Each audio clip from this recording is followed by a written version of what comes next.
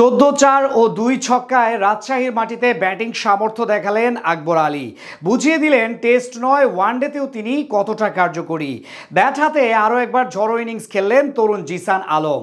প্রোটিয়াদের 332 রানের পাহাড়ের সামনে জবাবটা দেয় চোখে চোখ রেখে। রানবোনার ম্যাচে লড়াইটা হয় হাড্ডাহাড্ডি। আকবর আলীর সেঞ্চুরির পর ম্যাচের ফলাফল ও খুঁটিনাটি নিয়ে বাকিটা জানবো রিপোর্টে।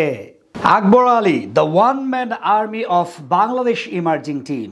কথাটা এমন হলেও ভুল হবে না। প্রথম ম্যাচে এক হাতে সকল বাধা পাড়ি দেওয়ার পর আজ খেলেন আরও একটি দুর্দান্ত, অনবদ্য এবং অসাধারণ ইনিংস। লোকে তাকে বলে টেস্ট ক্রিকেটের ব্যাটার, কিন্তু প্রচলিত প্রথা পাশ কাটিয়ে এবার বুঝিয়ে দিলেন আগ্রাসী রূপেও ব্যাট চালাতে পারেন তিনি, যার প্রমাণ রাজশাহীর মাটিতে দুর্দান্ত এক সেঞ্চুরি। প্রথম ম্যাচে 301 রানের বিশাল লক্ষ্য তাড়া করে 3 ম্যাচ সিরিজে এগিয়ে গিয়েছিল বাংলার যুবারা। তাই আজ সিরিজ জয় নিশ্চিত করতে বেশ বদ্ধপরিকর ছিল আকবর আলীর দল। অন্যদিকে সমতায় ফিরতে আজ আগে ব্যাট করতে নেমে দারুণ শুরু করে প্রোটিয়া 2 ওপেনার এনতান্দো জুমা এবং মিকা প্রিন্স। তাদের উদ্বোধনী জুটি ভাঙেন টাইগার স্পিনার মাহফুজুর রহমান রাব্বি। তার বলে বোল্ড হয়ে 30 রান করে ফেরত যান প্রিন্স। সঙ্গী হারানোর পর বেশিক্ষণ টিকতে পারেননি জুমা। 34 বলে 11 রান করে তিনিও শিকার হন রাব্বির। এরপর প্রতিরোধ গড়ে তোলেন আন্দিলে মোগাকানে ও কনর ইস্টারহুইজেন। তৃতীয় উইকেটে দুজনে গড়েন 137 রানের জুটি।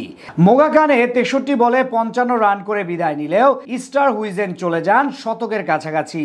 যদিও অল্পের জন্য সেঞ্চুরি বঞ্চিত হয়ে 68 বলে 91 রান করেন 9টি 4 ও 3টি ছক্কায়। এবার দলের ত্রাতা হয়ে ওঠেন ডিয়ান ফরেস্টে। ব্যাট হাতে তাণ্ডব শুরু করেন তিনি।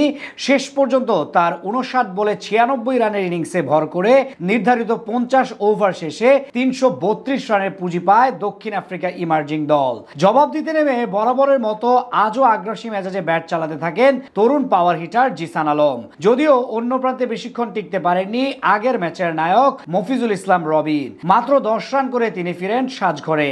3 নম্বরে নেমে রায়হান করেন 20 বলে 9 রান। তবে এক পাশ থেকে একের পর এক বাউন্ডারি হাঁকিয়ে মাত্র 34 বলে 50 রান করে আউট হন জিসান। মাঝে আরিফুল ইসলামকে সাথে নিয়ে জুটি গড়েন ক্যাপ্টেন আকবর আলী। আগের ম্যাচের মতো আজকেও দ্রুত গতিতে রান করায় মনোযোগী ছিলেন আকবর। বিপরীতে ধীরগতির ছিলেন আরিফুল। 59 বল মোকাবেলা করে 35 রান করেন ডানহাতি এই ব্যাটার। তার বিদায়ের পর একাদশে ডাক পাওয়া তরুণ রিজওয়ান চৌধুরীকে নিয়ে তাণ্ডব অব্যাহত রাখেন আকবর আলী। তুলে নেন দুর্দান্ত এক সেঞ্চুরি। তাদের কারণে একটা সময় মনে হচ্ছিল খুব সহজে ম্যাচটা নিজেদের করে নিবে বাংলাদেশ। তবে 110 বলে 131 রানের ইনিংস খেলে আকবর বিদায় নিলে ধীরে ধীরে কমতে থাকে জয়ের সম্ভাবনা।